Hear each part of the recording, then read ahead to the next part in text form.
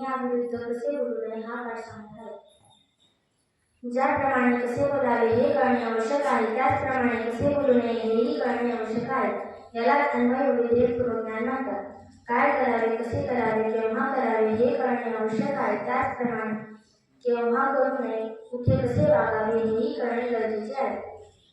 चुकीचे करण्यापेक्षा न केलेले कधीही चांगले होय. चुकीचा परमार्थ करण्यापेक्षा न केलेला बरा. चुकीचे बोलण्यापेक्षा न बोललेले बरे. याविषयी तंत्रज्ञान इतर मार्गदर्शनांचा विरोधवाद करवू, प्राणी पढावू, उपासू ठरवू, वर्म करसू, आटू वेगवेगळ्या आशा शंका प्रतारणू, हे संन्यासीले अवगणू जया वाचा.